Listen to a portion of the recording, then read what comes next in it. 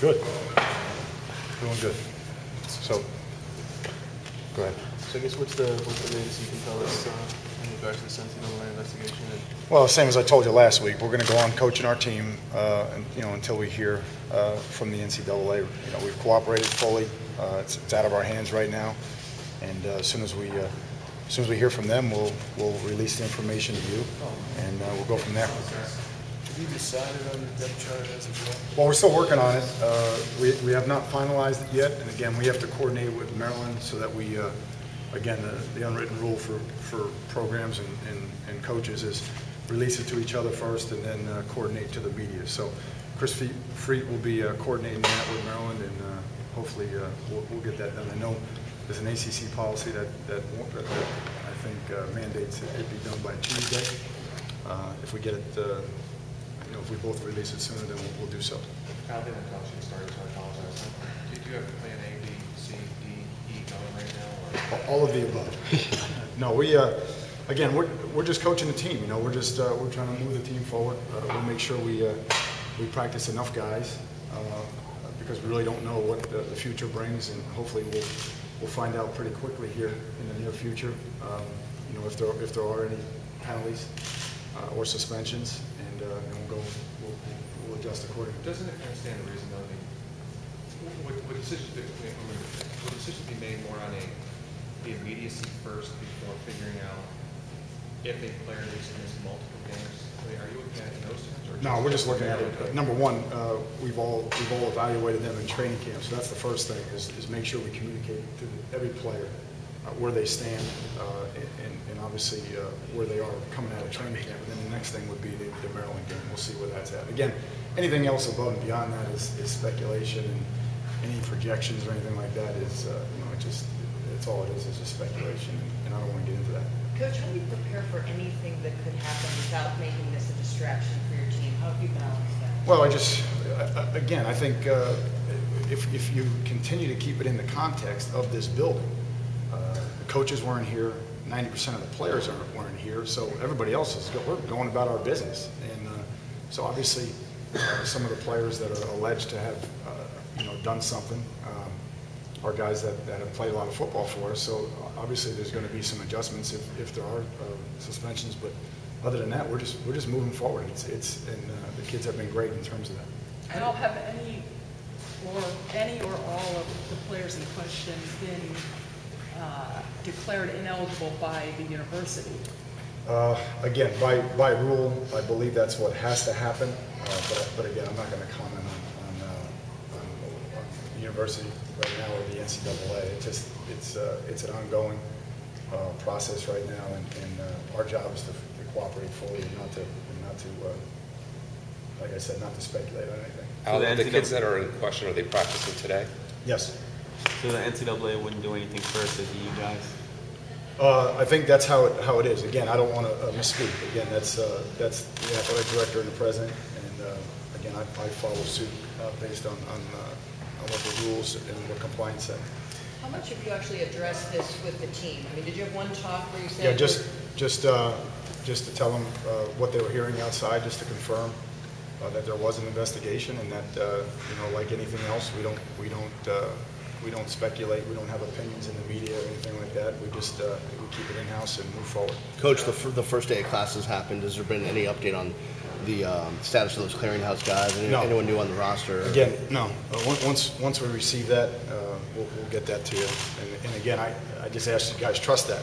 If we get that information, we'll release it to you, and then we'll go from there. Is there a deadline when they have to be in class? I don't know the deadline, but there is a deadline for sure. Chantrell, what do you expect in terms of how long he'll be out? Again, I don't know. Everything's positive right now. In terms of back injuries, what does that mean? Again, we're optimistic, but we're being cautious with it. And again, we're talking about a young man that has a really positive future and a bright future. So we want to just make sure we're prudent with it. And we really won't know anything for 3 or 4 weeks probably. What kind of things is he doing right now? He's doing great. I mean, what kind of stuff? He's doing a lot of things pain-free. I mean, he can get into his stance. He's going to start having a little bit more aggressive rehab. So I think he's moving out of the recovery phase and into the rehabilitation phase. Now, what does this whole situation in the NCAA investigation mean possibly for some of the younger players, the freshman Chicolo? Again, I don't know. Anybody that's moving on to speculating or projecting right now is just wrong. I mean, we have no idea, and we're in the middle of it, and we have no idea, what the findings are, where we're going with it. So, again, as I said, this whole investigation, 90% of our team and our staff weren't here, so it's hard for us to go backwards. I guess what since the scrimmage, I guess, how encouraged were you with what you saw on offensive, defensive scrimmage? Very, very encouraged. Everybody, got some reps. There were some guys that we pulled after about 20 or 25 reps. Lamar Miller, some key players, that obviously have played a lot of football. Sean Spence, Ray, guys like that. So, but I was very encouraged by it. Again, I thought we had a good tempo, we had good energy. Really excited about the quarterback play. I thought we ran the ball better in scrimmage 2 than we did in scrimmage 1. A lot of guys touched the ball on offense. We learned a lot about our defense, and most particularly individual players. And I thought, the split squad format was good for us because it got us, going in and out of the game, going from nickel to Rego, from Rego to goal line, from goal line to field goal block, or whatever the case may be. So I thought that was good. How pleasant was the lack of turnovers in those scrimmages and so far in camp? Again, it's been good, Beast. I mean, it's just been we just got to continue to take good care of the ball.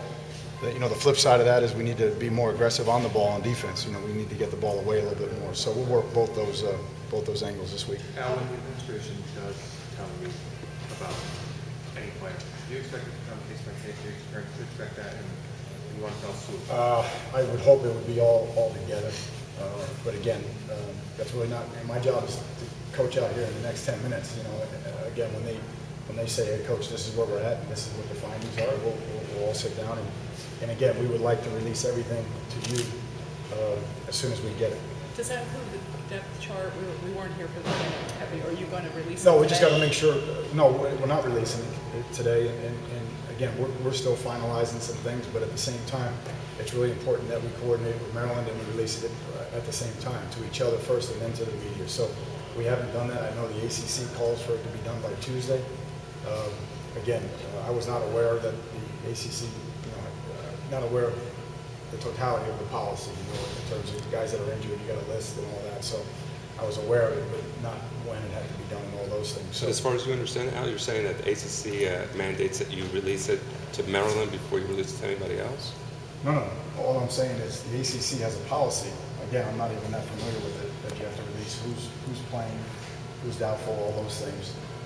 But all I'm saying is that since I've been in this business, it's always been a courtesy to release it to the opponent before you release it to the media. This is the time of year you would be looking at guys anyway. How much has this investigation and the uncertainty caused you to take longer looks at people you might not have been looking at? Again, we're just trying to improve our team. So there's not one player out here that doesn't have a concentration card today that we're not trying to improve their game or move them forward. So I think, again, there might be more turns or more opportunities because of that, but other than that, it's business as usual for us. Do you think some of them are ready to step up? Well, that's what I meant before, they like have to. Chick and some of those other kids.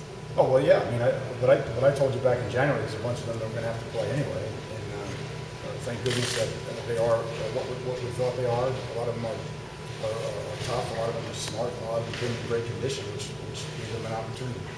How disruptive is this, Al, for you guys as coaches to, you're 12 days away from the opener? Yeah, it's not. Again, to me, it's a mindset.